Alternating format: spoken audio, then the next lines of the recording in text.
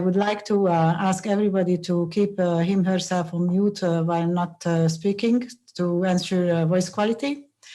I ask you to switch on the camera when you speak, and I would welcome you to use the chat box for questions during the event anytime.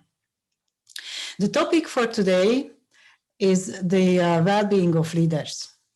The responsibility of managing a team is a very demanding task all the time.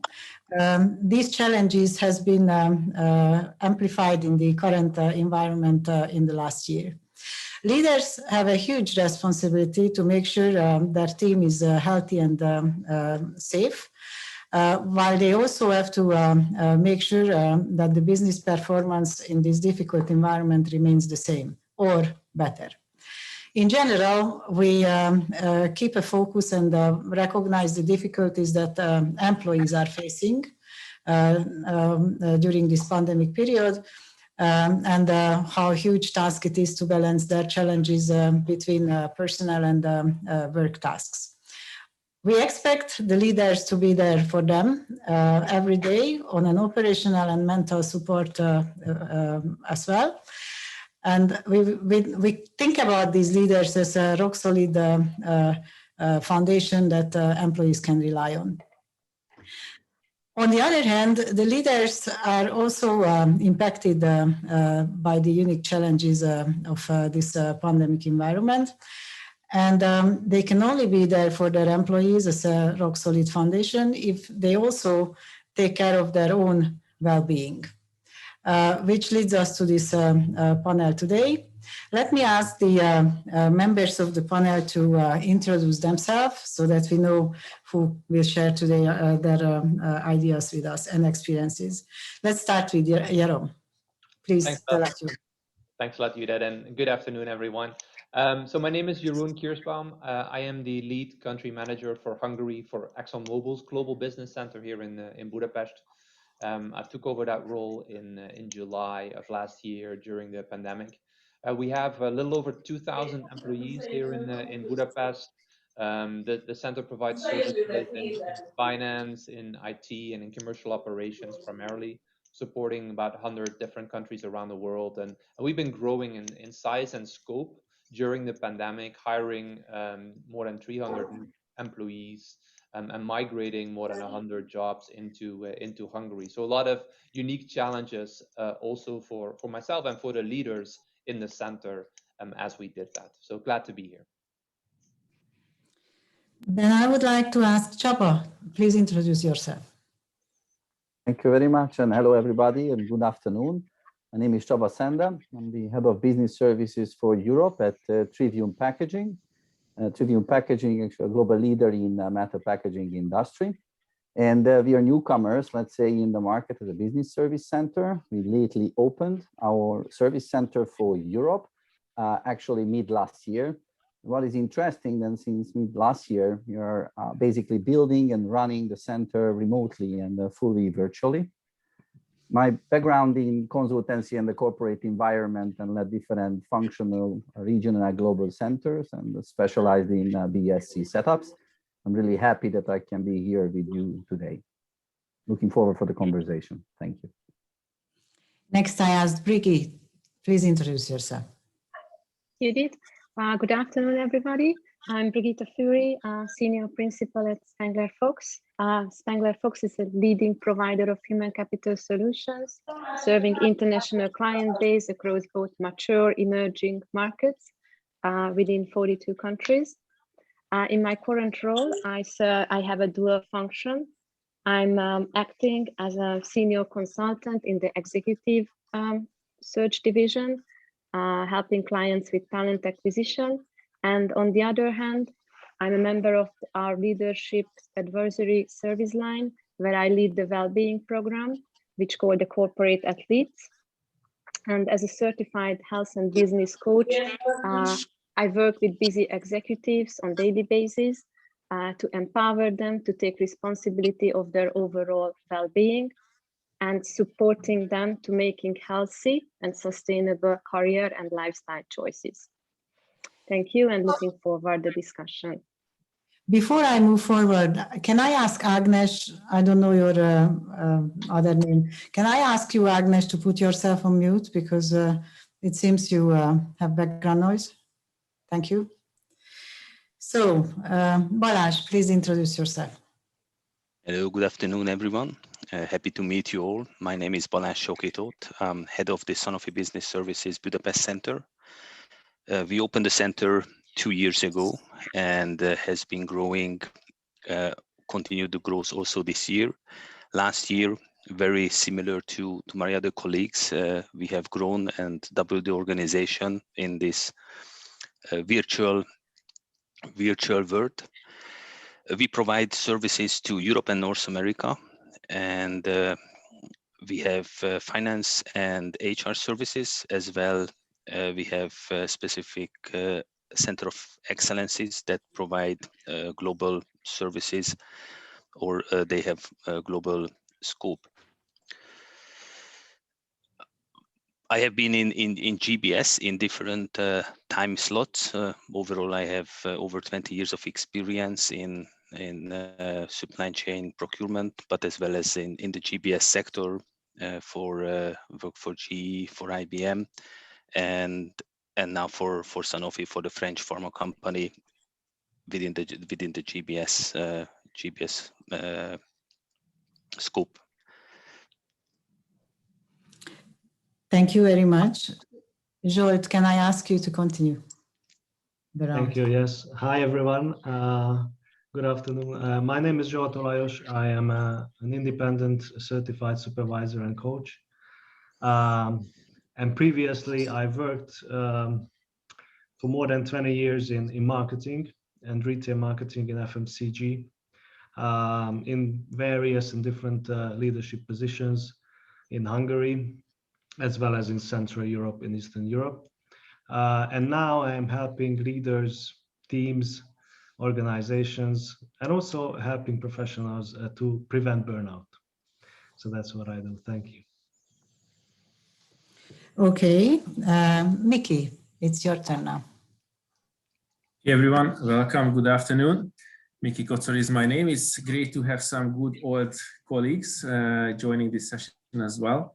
Knowing some of you, and also an old friend from South Africa. So great that you've been joining. So without calling out your name, but in terms of whom I'm representing, it's Thermo Fisher Scientific.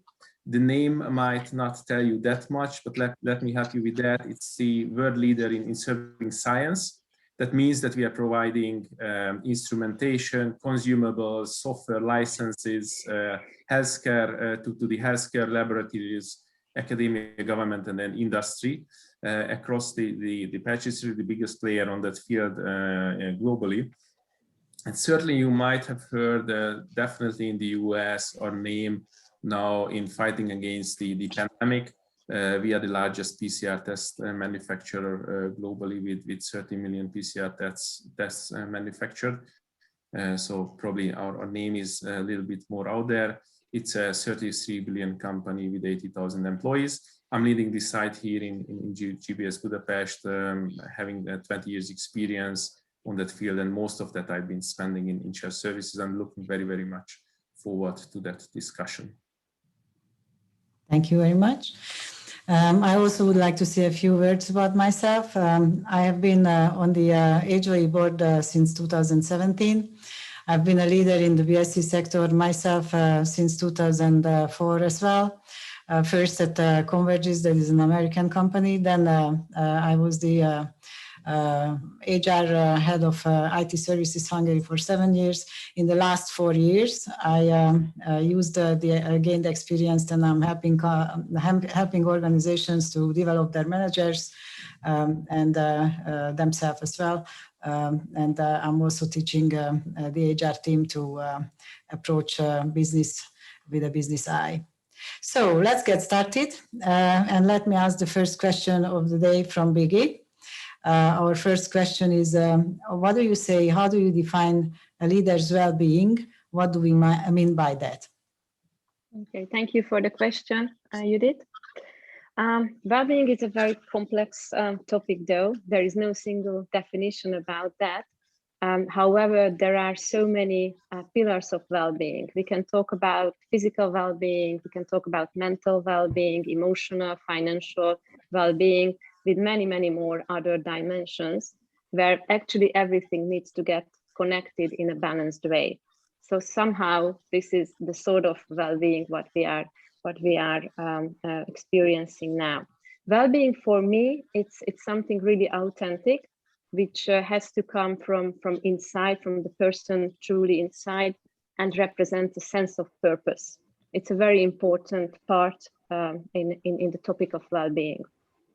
Sleep deprivation, anxiety, burnout, depression, it cannot be the price anymore for the success. And we are really welcome to see the change. The shift was actually started a few years ago in terms of the approach to modern leadership, that they redefined the success, what we actually understood by success, what is a successful leader means. And the traditional two dimensions, what actually success has been measured, money and power, it's thanks God, it's time to vanish, and the third dimension of well-being has arrived. And actually, well-being is something which really integrates and involves the individual as a whole person, and it's connecting the emotions, connecting the body, connecting the mind and the soul.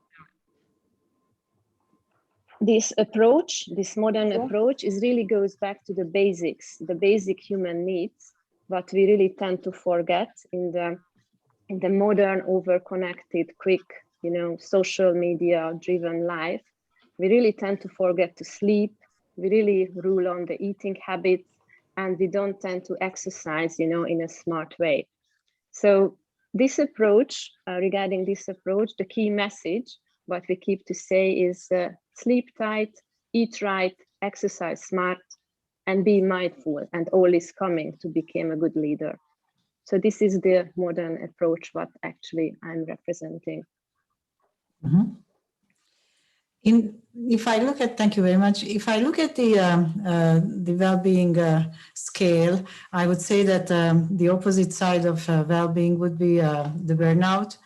And I know that Zsolt is an expert in that, so I would like to address this question to him.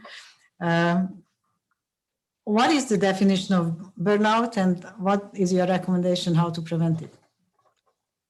Yeah, so it's a big topic, yeah, right? So burnout and well-being, and you're probably right that burnout is on the other spectrum. But basically, I think burnout is becoming more and more important topic, especially in this COVID situation, because more and more people are affected, and this as a word, burnout, is kind of a taboo word still in the organizations that I experience. We don't talk about that. We talk about mental health, we talk about the positive side of well-being and eat healthy and exercise and so on, but we don't talk about burnout. And burnout in a way is like there are some definitions for burnout. Basically, it's an emotional, mental, and physical fatigue that is induced by either chronic stress or the feeling of helplessness or hopelessness, and also combined with the feeling of negative emotions towards your work, yourself, and towards your colleagues or others. But the most important thing about burnout is it has a negative PR, right? So like not very famous, bad reputation. But if you look at from a different angle, burnout is actually contributing to your well-being. And how is that? So basically, when you are running a leadership position, or you are leading your leadership role, you tend to do it like in an autopilot mode. So you're living your life, you're doing the projects, So you are living by a routine, and you seldomly stop to think about your, what situation you're in. You seldomly do like a reflection on what you're in, and you probably miss some signs in that road, basically, that will affect your well-being. And burnout is also a sign. It's an intelligent sign, actually, which will tell you that you cannot ignore that anymore. So basically, burnout is driving you back to your well-being, in the sense that you cannot ignore it. Burnout will message you that you have to take care of yourself. So so that is the positive side. And of course, how can we notice that? So so how can we notice burnout? And it's a tricky thing, because most people would think that you cannot really miss burnout because you're too tired, you cannot get up from the bed in the morning. But actually, the first phase of burnout, you don't experience any fatigue. You don't experience the decline of performance. On the contrary, you're starting to increase your performance. You're actually peaking your performance in this first phase.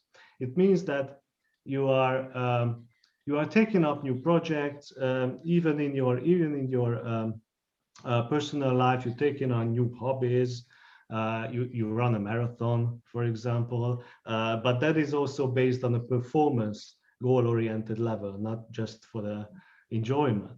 So you're starting to take up new projects and new activities, and then what happens is that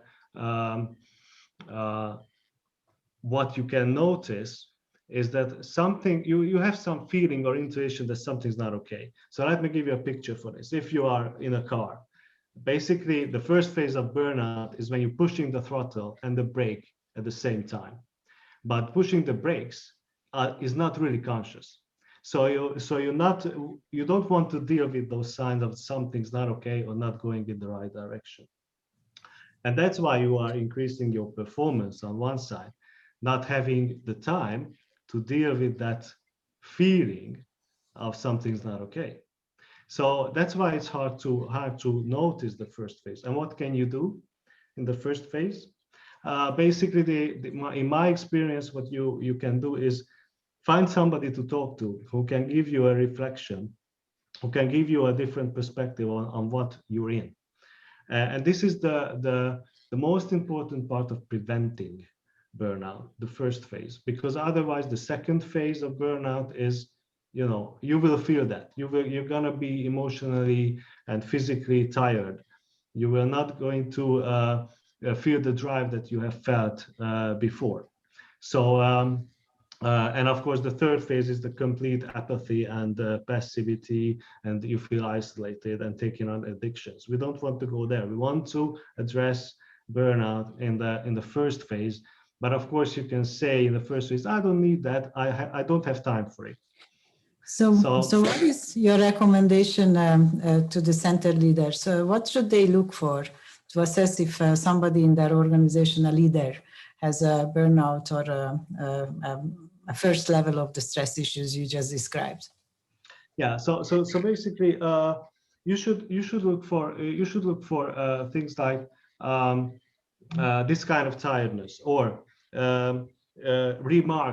remarks on certain things. Like, for example, cynicism or cynical behavior is one actual sign of burnout, if the person has not been cynical before.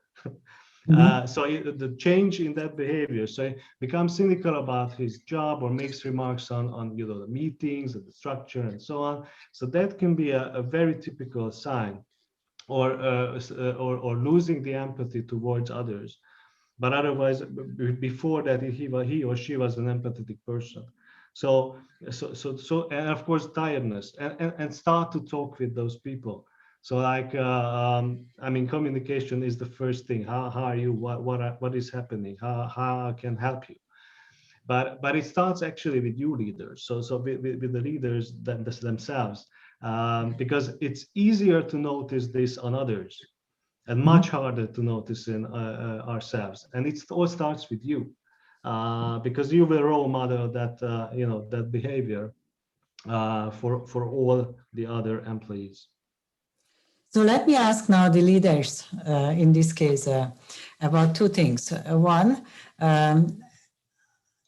how have they experienced that kind of behavioral change in their organization of their own team members or leaders, or in fact I should say, and has there been any personal experience of themselves of certain moments of elevated stress level, change of behavior, or any kind of phases of the burnout? Maybe I should start with Jaro this time.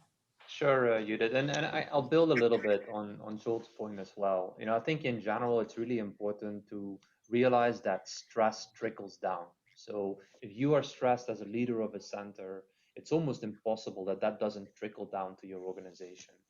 And, we have such an important role to help with the stability of the organization, take away the anxiety of the people and leaders in the organization. That is really important that we're in a good space ourselves as well. And sometimes you just need to realize that you got to slow down a bit to keep up with the pace. So I think that self-awareness is very important to start with. And with that, doing a bit of self-reflection here and there. So I think what I always try to do is similar to the points that Joel was mentioning around signals, is being clear what those signals are. So I think about emails coming in at 11 p.m. or at 5 a.m. I think about too much emails coming in during the weekend from some of my leaders, the tone shifting in email communication, the tone shifting in verbal communication, or the visibility. Someone that doesn't turn on their camera anymore in meetings. Those to me are all signals that it probably makes sense to have a one-on-one conversation with a leader and really check in and really start before discussing all the priorities around work, just checking in on them individually and see how they're doing. But I think those signals, you can look at yourself as well. And when I realized that I have less energy to really take time to check in with people, I'm still working at 10 p.m. Those to me are warning signs.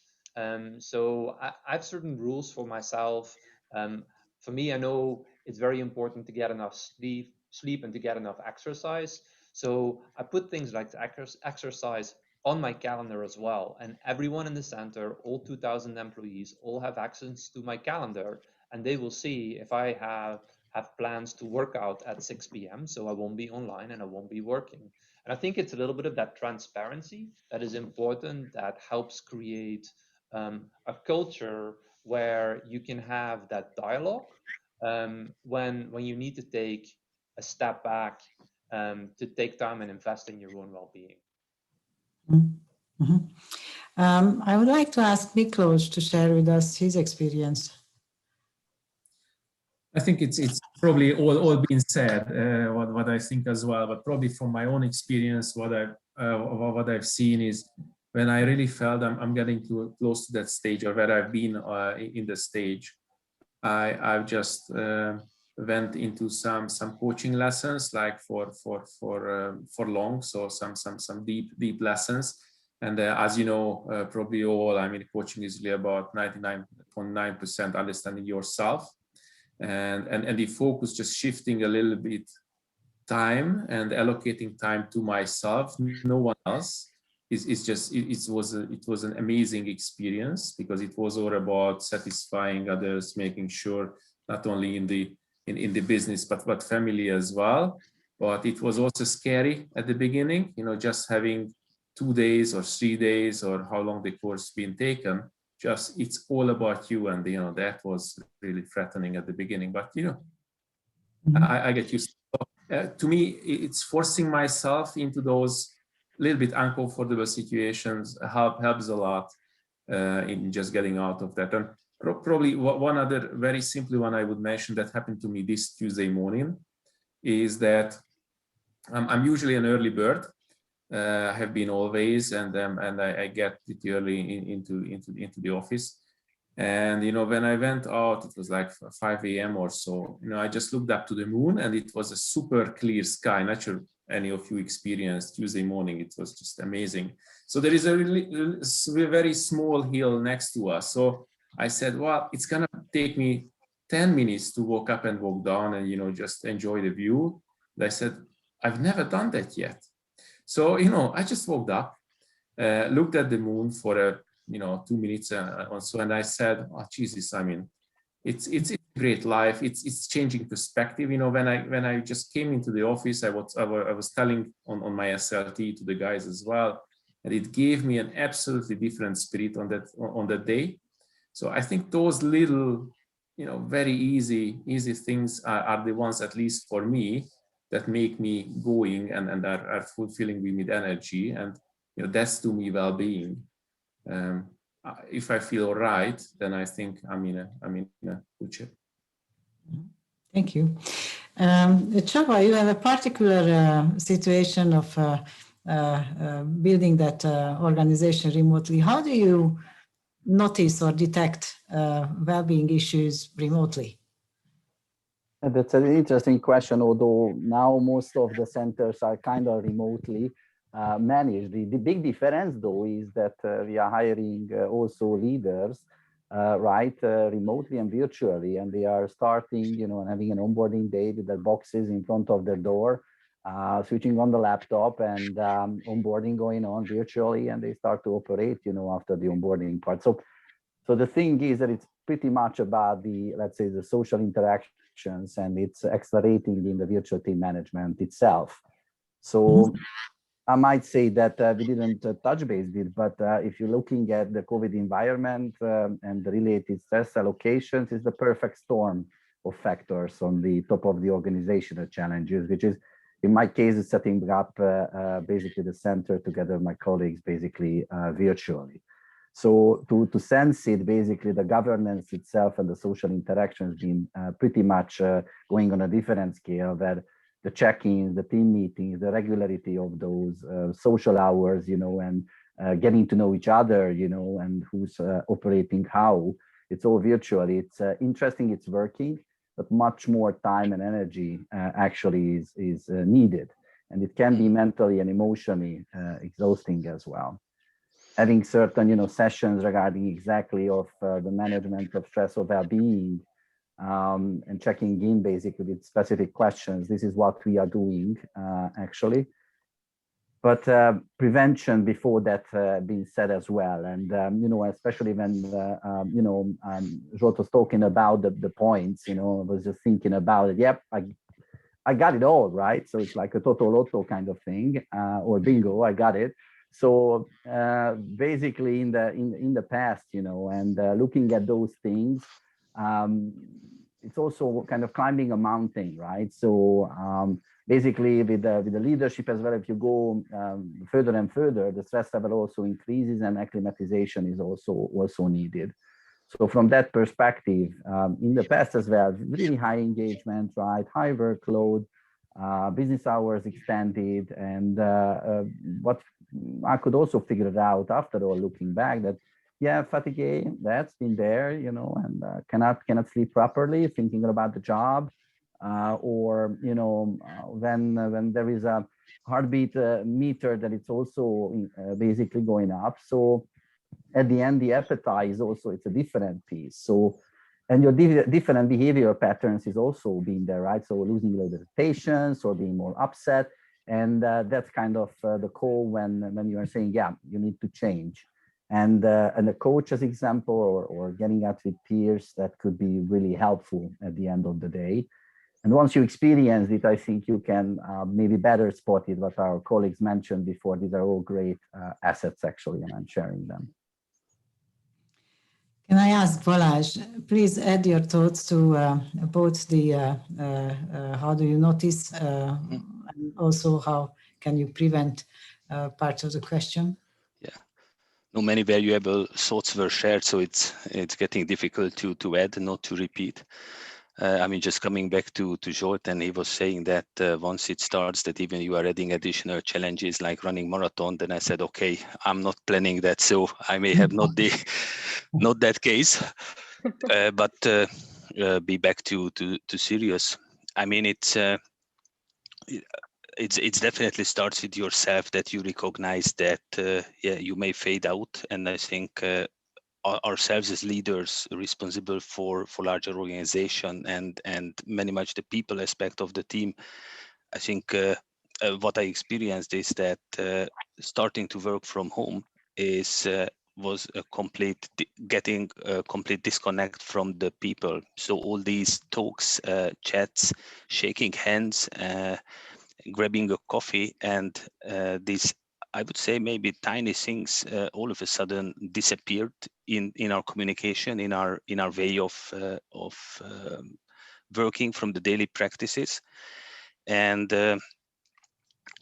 or even not traveling. I think some of the ceremonies that you may be up in the having a trip and starting a workshop, there was 4 hours in between, and 2 hours you spent in an airplane. You could really switch your mind, and you was in a unique disconnected environment in a flight, getting more your mindset to the topic, and then you had the same arriving back. So all these processes contributed that you had a certain balance, even though mainly you are gathering tasks when you are traveling on business, but you have these moments, and once they disappear, I mean, you miss these opportunities. So when I had personal that experience, I was we launched the program 2 weeks after the home office for mental health, and we had internal coaches, and I just said, okay, I may give a call to a professional, just to have a conversation, because I feel I start to fade out, and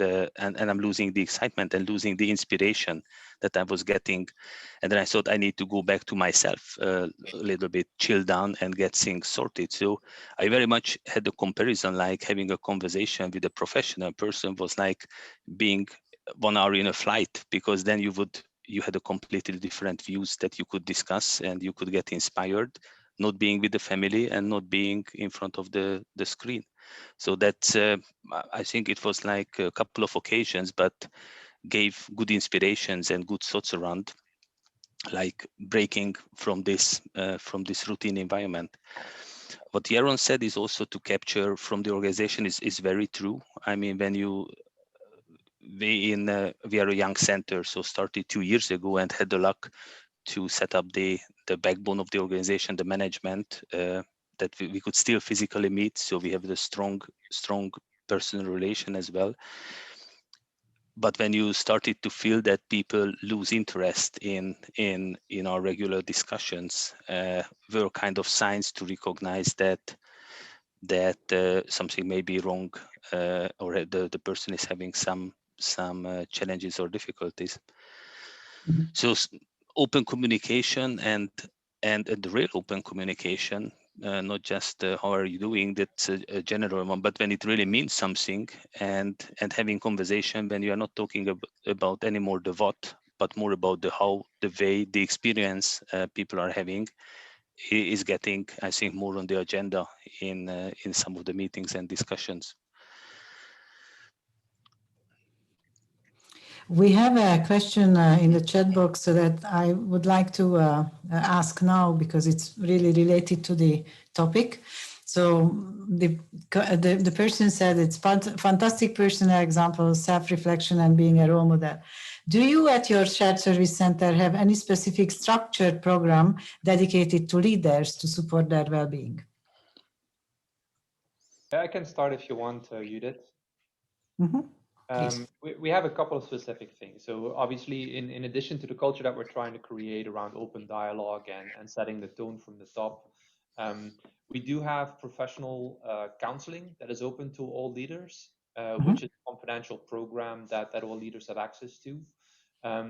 We just started a mentoring program specific to leaders as well.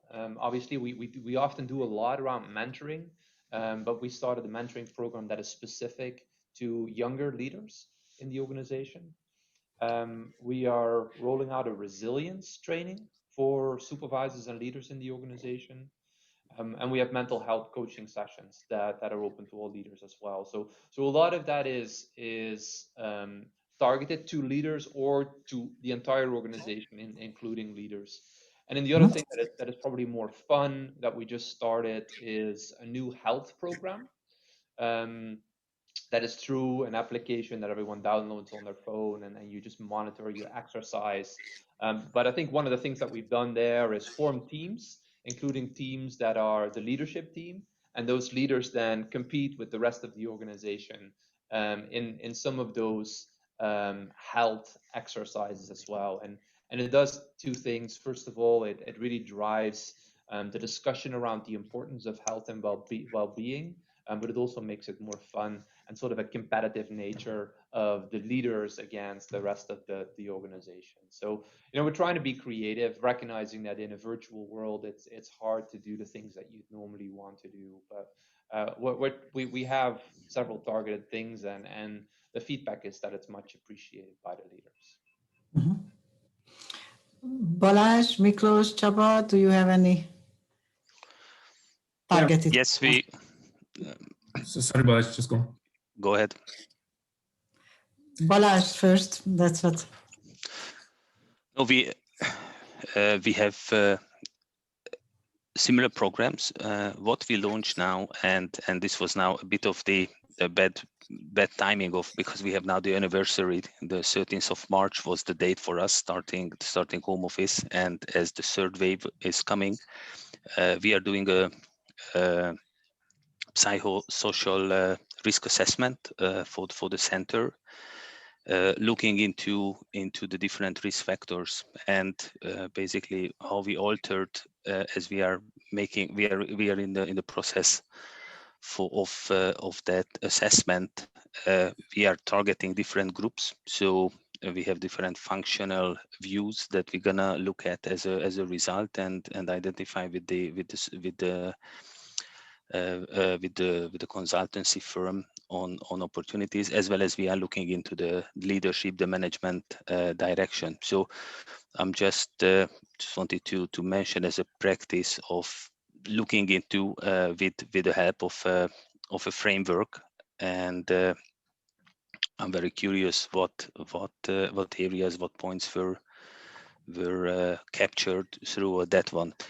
We have an open dialogue culture, so there is definitely all the mental, the physical health, the challenges that Jeroen mentioned. I mean, this is something to get people engaged and get them motivated. Whereas I think it's going to be interesting to see whether there is anything that is uncaptured through these channels via such professional assessment. Mm-hmm. Miklós, thank you. I mean, probably two things I would add, and build on what's been said. To me, what's important to a little bit move away in this environment from the usual formal connection points, and that as Balázs and Jeroen also mentioned, just bringing in some fun aspect and trying to help employees with that. I mean, we did in Q4 last year, like, online cooking exercise. The whole company went through that, basically small teams, getting ingredients delivered. Probably all of you are aware of that. But those are the little fun parts, which is just connections, not only looking at KPIs and issues and the daily operations, but just connecting in a different manner. Also, just leadership, that there are leadership coffees that we've been having, and that's also very powerful. Just open discussion, no topics, just come in and ask anything, and just bring that to life and a little bit forcing that. But my big point is really about, and the most important point is about the culture. I think Marilise also mentioned in the chat now, how much is that embedded in the culture? And probably one example I can give, I'm not sure whether I should share or not, but I'm going to share it. So there is an annual leadership meeting happening every year at Thermo Fisher, where all the big guys, not me, the really big guys are just gathering on a global basis.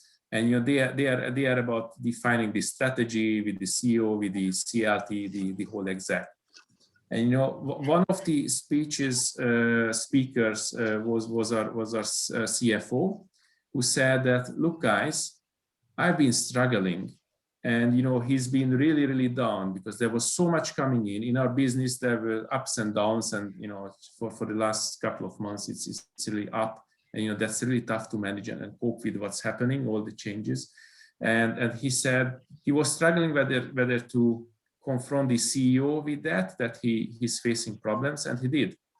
When they brought that to the group exec, it turned out, yes, I have a problem as well. Yes, I have a problem as well. So, those guys admitted and committed that they are struggling with all the changes, with family, with kids being at home, with worrying about friends, with all what's going on. When that message cascades, it allows me as well, and it allows the team as well to be frank and say, boss, I have a problem. And that's I think where the whole conversation is starting. Also, what George was referring to, having the conversation and encouraging people to speak up. How much risk do you think? Sorry, Csaba, go on. Add to that, and then I will ask my question. Oh, thank you, Judith. So I just want to build on that from the culture part. I really resonate with that. We are building a new center, and the new culture is so fragile from the early stages. So being an open and honest culture, then it's not like military, based on the ranks, but everybody can talk with everybody about certain stuffs. That kind of really set the tone.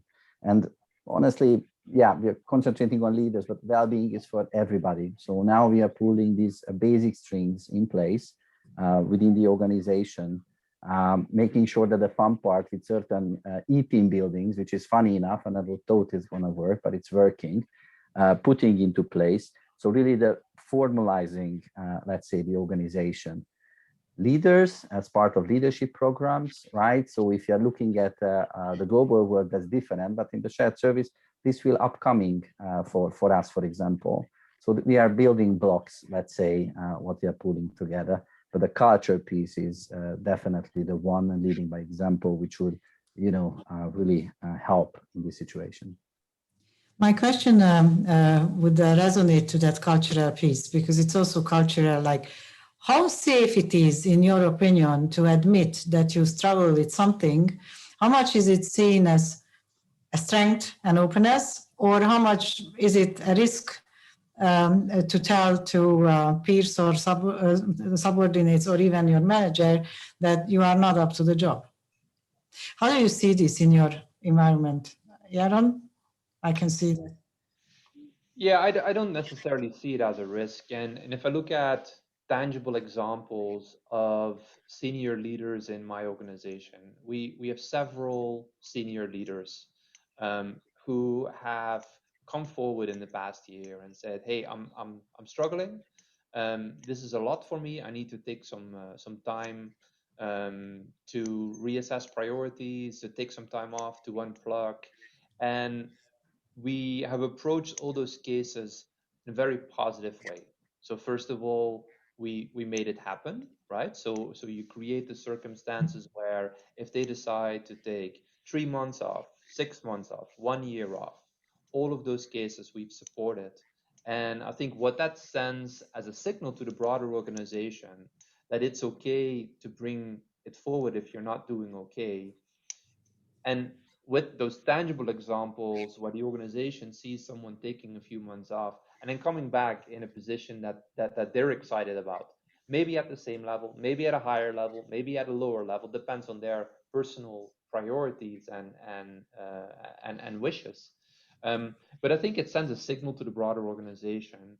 And if you create that culture, right, that's what we've been talking about a lot. If you create that culture, then people are going to feel a lot more comfortable even before they get to that point where they say, hey, I want to take 3 months off, I want to take 6 months off, I want to take a year off. Say, hey, I'm not doing great. What can we do to improve my well-being? And I think that's the challenging task that we all have, is to create that culture while still keeping a business running, right? Because we're all under a lot of pressure. There's a lot going on. There's a lot of change. There's growth. There's COVID. There's cost pressures. But I think it's important that you recognize that as a part of your long-term success. It creates loyalty from your employees. It creates a family feeling where you take care of each other. And I think that the tangible examples and having the honesty to have that dialogue with the broader organization so that those examples are visible in the organization as well, I feel is very powerful. Thank you. Balázs, is that your experience too? Is that the same in your company? Yeah, I would say very similar. I think that's kind of transparency and honesty and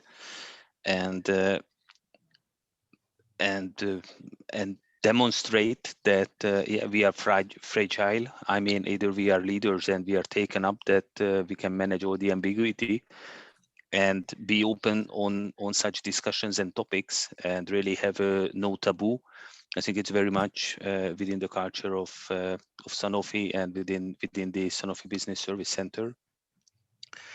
I think for us it resonates to the same or a similar approach, like fail fast, learn fast.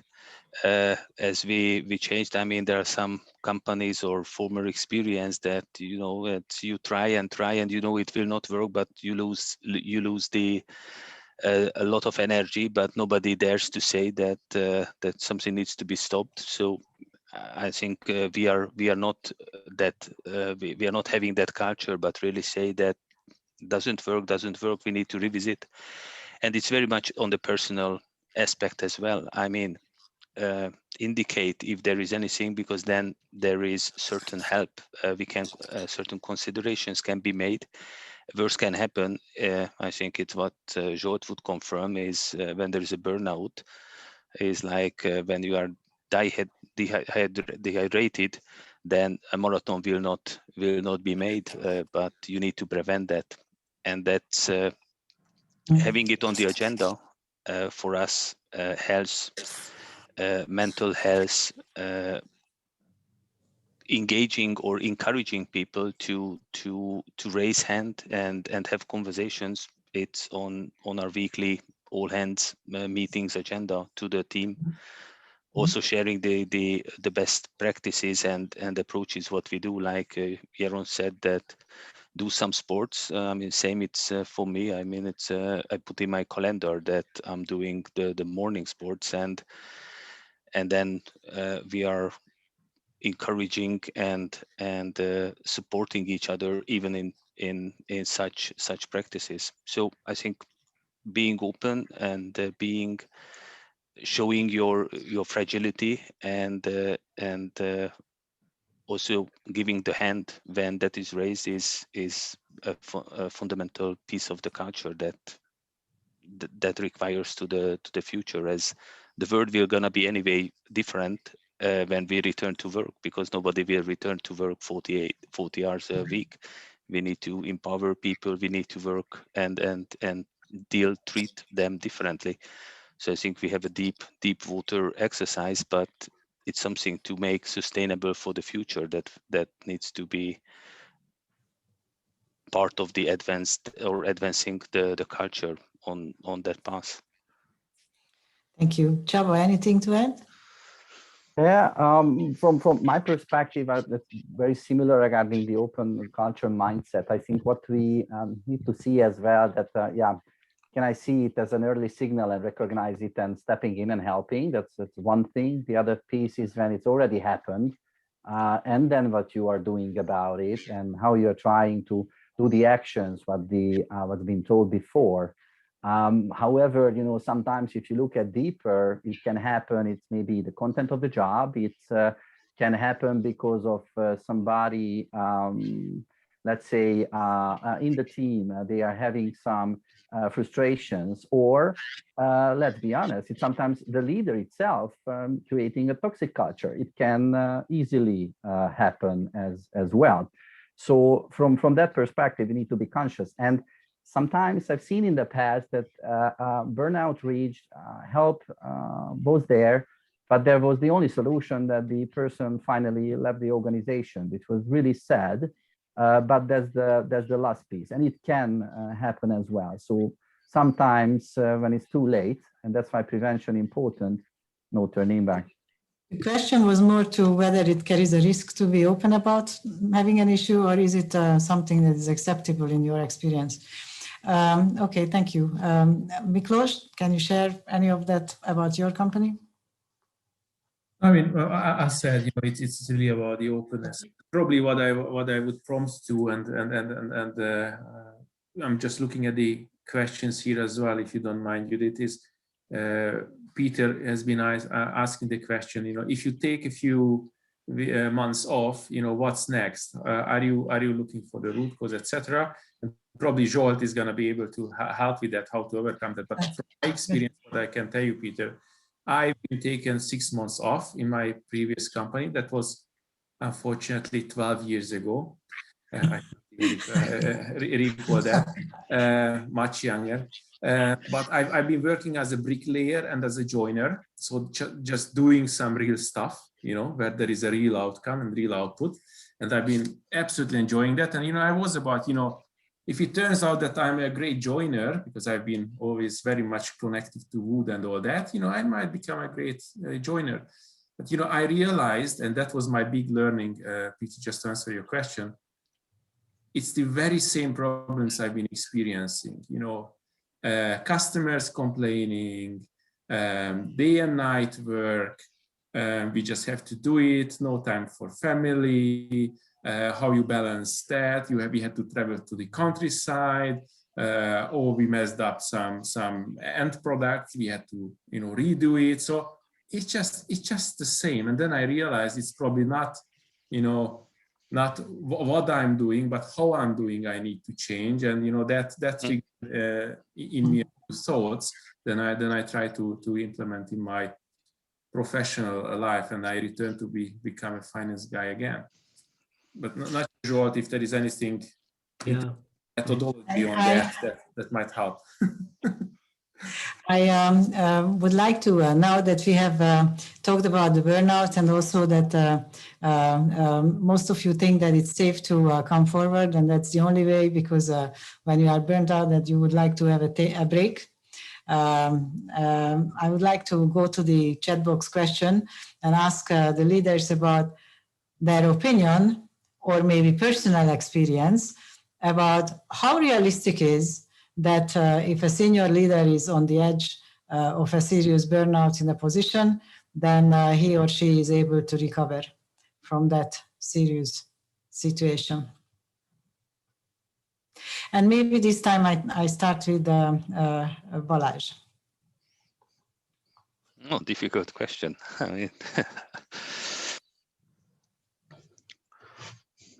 I'm not sure whether I have the right answer on that, on how you can recover. I think it's prevention is the key. I mean, that you don't fall into the burnout phase, and as getting back to the same role or same position. That was the question, right? That how realistic is that if someone is on the edge, then he or she is able to recover in that given position? Mm-hmm. If he's on the edge, then there is still an option to recover. I mean, what's the how to cure that? I think it's to ask Zsolt's support. Mm-hmm. But if somebody is over that, I think then you need a radical change, and otherwise, truly, I would question whether you can return. Mm-hmm. Csaba, you already mentioned that that you have experience in this. So can you share with us, please? Yes, thanks, Judith. So I think it's indeed a difficult question, because sometimes very individual basis, the root cause itself, how you get there, and what could work for you, where indeed an expertise help could be working. But I've seen it was also that somebody realized that the burnout reached out for help. It's been given, time being also given, and with the commitment of change, it happened that slowly but surely the person could come back. I've seen that, but it's been a long process, really. After that, quite honestly, it's been maybe 6 to 12 months, actually, what I've seen that somebody's coming back to the same level, but it was a serious one. But having said as well, I've seen that when it was too late, really, and regardless of the help, the big change for the person was actually leaving the organization. And after all, when I was following up, it was actually working out as well. So 2 examples of that, but very individual basis, I believe, at the end. And expertise cannot be avoided at the end. This is maybe where Brigi has mentioned well-being, and that's more about the prevention that plays an important role to map the progress or the process when you start to go to the edge, and I may assume that there is techniques and methods to recognize that and to reroute or change that path before going to Zsolt and asking for his advice to recover. But exactly. Yeah, absolutely. And the phases, actually, what we mentioned by Zsolt is also very interesting, because, you know, when I was just joking a little bit about the phases and then the bingo part, that if you're aware of the phases, you know, that can help really about the prevention itself, because sometimes you just do not realize that you are on the path actually already. Do you think actually that the change of position would be a solution within the organization?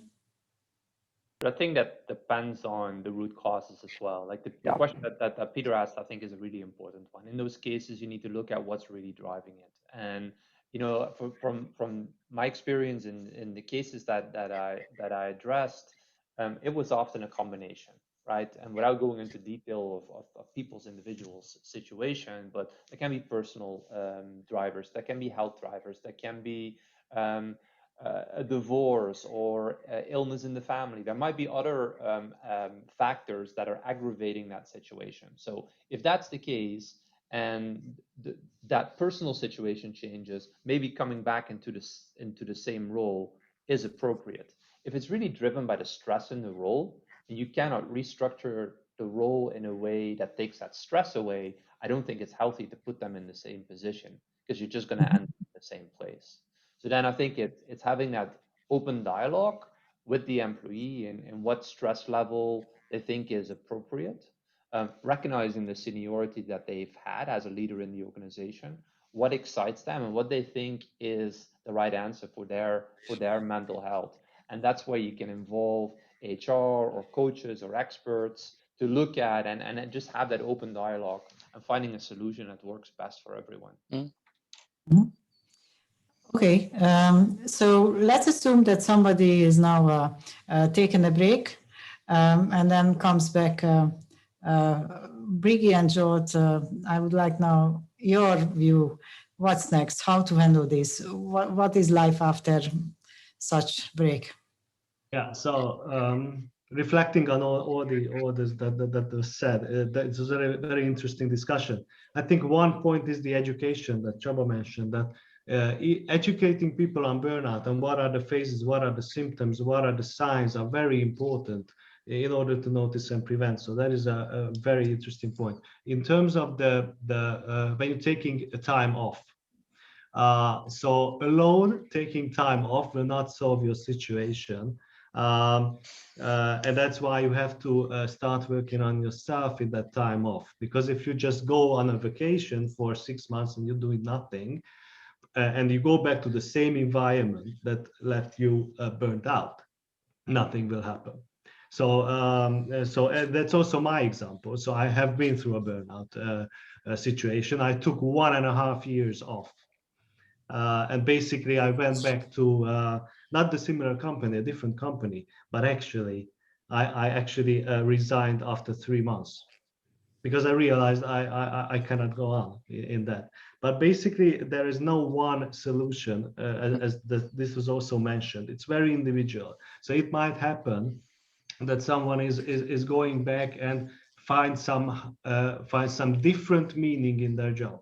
So this is very important. When I am taking clients who are close to burnout, and basically we are going through 10 elements of burnout prevention, and one is very important: the meaning, the purpose of myself, and not just as a leader, not just in my job, but in my life as a whole. What are my values that is, aligned with my purpose, and is that organization is a good fit to my values, and if not, what do I do? Because sometimes the solution is to let those people off from the organization, because in the longer term it will be better for both sides, basically. There is also, I have some experience or examples that somebody went back to the same company but in a different role, or like from marketing to HR, from HR to finance, whatever. But this is important to find how can I be fulfilled in that organization, and is that culture really fits my values? And most of the burnout cases are actually we are looking into that. So, but of course, there's also examples of you cannot actually go back because that environment is killing you. So that also can happen. And of course, regarding the phases of burnout, you need different help. I mean, different kind of help in different phases. So, for example, if you are in the third phase, when it's all apathy and whatever, you need a psychotherapist. When you have physical symptoms, you need a doctor. And if there is no organic issue with you, then you need a psychotherapist again. In the first phase, you can have a coach, a mental hygiene person, but in the second and third phase, it's very much advised to have a psychotherapist. Briggy? Yeah, thanks. Just a little bit from a different angle. When I do work with leaders, what I find as the most burning issue regarding their process and regarding their challenges is they know a lot about well-being, and they know a lot about burnout and basically all the things happening around them, in their mind, but they're not actually kind of translating it to the emotions and cannot bring it on. They don't know how to do it. So the biggest work with the leaders, what I experience, is to moving them from the knowing phase to actually doing the doing phase. So make it happen. So what can I do for myself? Really, what can I do for myself? So that's the point where I really find leaders to get stuck, because they have all sort of programs, knowledge, and everything around them. But once they are working on an individual basis and giving the chance to think about themselves, and only use the time for themselves, they just tend to see a little bit lost, so what should I do now? I don't sleep enough. Okay, but how can I sleep more? I don't know. I don't even know how do I sleep now, actually. How can I track it? What should I do? What kind of tools do I have to use? What can I do with my daily schedule? How can I arrange my routine around everything? So many things already been mentioned, and what is I think it's very important that the small things are means a lot. But what Miki mentioned, taking a morning walk and actually being happy, taking that walk and allowing yourself to taking that walk, it means a lot. It's a very good signal that someone is in a very good mental state. Having a well-being program, I think it's very good and it's essential, but it has to be an integrated part of the overall strategy. And as we already discussed, it needs to be said and discussed, in all levels. But the individual work is really the key. Is really the key, and touching on the baselines. Because sleeping, it's just I'm always coming back to this point, because sleeping is really the most undervalued part in our life. And the World Sleeping Day is just around the corner on next Friday. So I'm really looking forward to see the latest sleeping results, caused by the COVID situation. But I already have some signals that, the sleep, it's dramatically, decreased because the stress level has increased during the COVID period. So leaders really need help. Still, that many programs are around, but the whole situation has changed around them. So I think it's really the time to really talk about the topic, really raise, the question, supporting them, with the right methods, and just bit by bit, and back to the basics. I thank you for that. And I've seen in the chat box a question that I don't see now. It's basically about, do you think that because of the COVID, organizations and people became more transparent about burnout and well-being issues? And maybe I would like to ask now you, Brigitte, to start, and then go on. It's definitely, it's been a hot topic, but now it's a very, very hot topic. So the companies needs to build on the new capabilities, and building on new capabilities can happen if you have the right fundamentals. So it's absolutely essential. And just back to Csava's note, the US military just recently announced that actually well-being is an integrated program in the US military from now on. So mindfulness and all sort of techniques are within the US military. So even they use well-being as a tool. So how do you see, Jeroen, has it been more transparent? Is there more cases that you see, or is it just as it was before COVID? I think it's a difficult question. I think it is a more relevant topic, and we talk a lot more about it. I think it's a lot harder to see. Being remote, people who are closer to a burnout, it's very easy to fade away in the background. If you have people that are close to a burnout coming to the office every day, the signals are a lot easier to detect.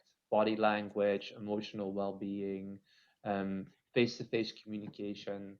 So I think it's a challenge. I think it is even more important to have an open dialogue about it, just because it's harder to detect the leading indicators of a burnout or someone not being in a good place from a mental health perspective. Mm-hmm. Mickey, what do you see in your organization?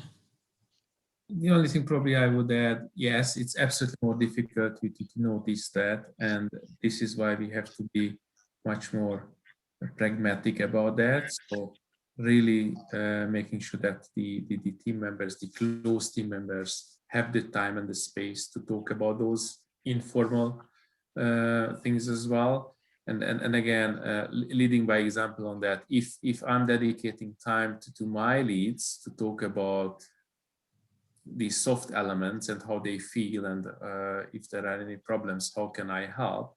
Then I'm sure that's gonna impact the whole organization as well. So as always, very much depends on us.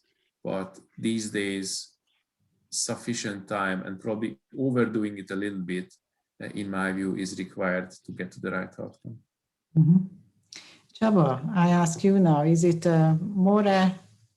more frequent issue, or is it an issue as it was, but we talk a lot more about? Yeah, it may be accelerated, honestly, I think. So as Jeroen mentioned, I think to catch it, that's the hard part. I agree with Mickey regarding the regularity, because from governance perspective, that's what we are doing as well, to check in on time by time. But definitely, if I more generalize it, it's put on, let's say, on a spotlight on the situation that we need to take care more about it, because it's happening more and more. Job security wise, there's been different studies. People are working more and more and getting caged into this treadmill where you are working from, if you can work from home, basically a 24/7 type of thing. And that can be really dangerous stuff.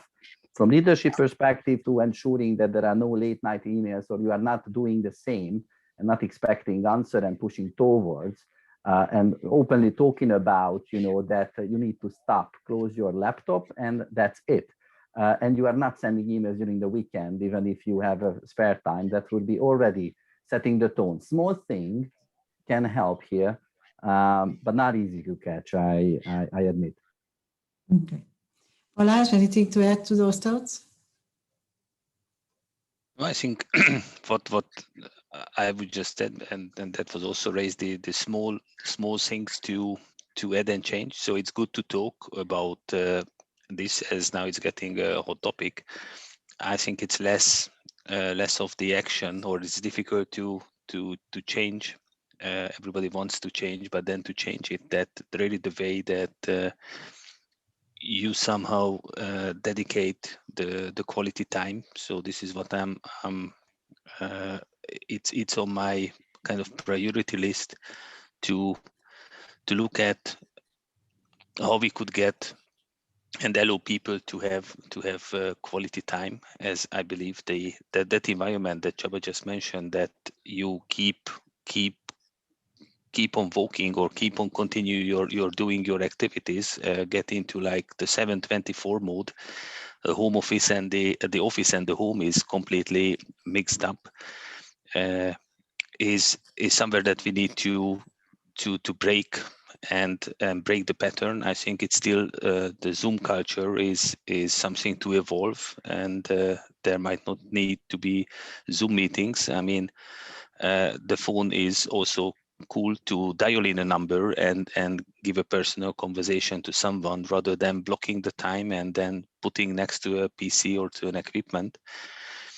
So I think it's a very actual topic, but I think it's time to kind of make some changes. Even they are small changes, but it's the time to change the way how we operate. Otherwise, I mean, if I look at, we have the term to become a zombie. It's something to avoid, and then it's something that really to for us also as a leadership to be the example and not to organize meetings or certain slots, allowing people to recover, to get concentration on their work, and let them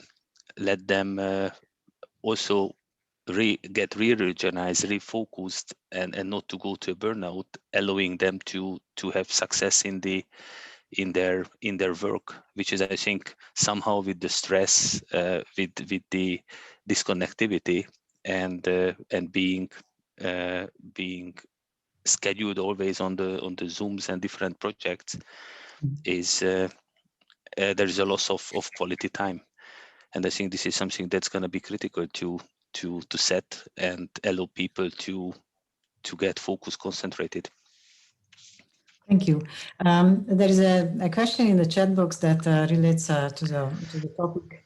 I would think, Zsolt, you have seen probably an increase in the business of yours, if that has been a specific COVID-related period of time.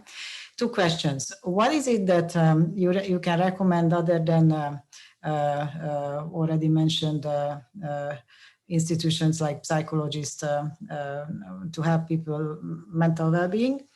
And also, what is it that you think we should not go back to after COVID is over in order to avoid burnouts? Yeah. So regarding the COVID situation, I think it's very interesting. And basically, we have, for leaders specifically, we don't have research about what has happened with them. Is it do we have higher numbers of burnout, or what is the situation?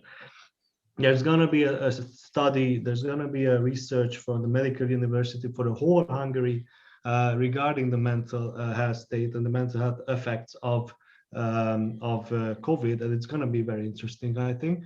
The other one is that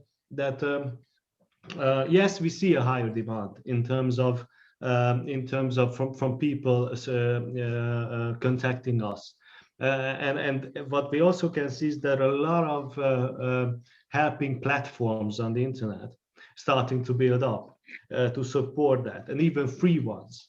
So there are a lot of initiatives, what we see from the helping profession side, that is really building up. So there is a higher demand that we can see.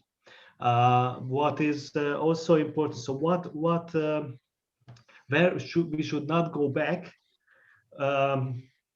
Well, I would say we should not go back into glorifying business, like being busy and being working in the night and sending emails you know, somehow this being busy has become a status symbol. It makes us important, feeling important. And there is one little quote which says the path is pretty narrow between treating yourself badly and feeling important.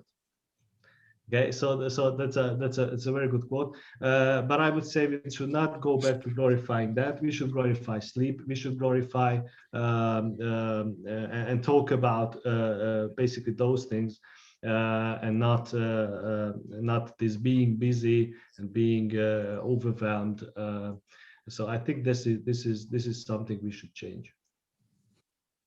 I would like to the panel members to add their thoughts about what practices they don't think we should go back to. Mickey first now.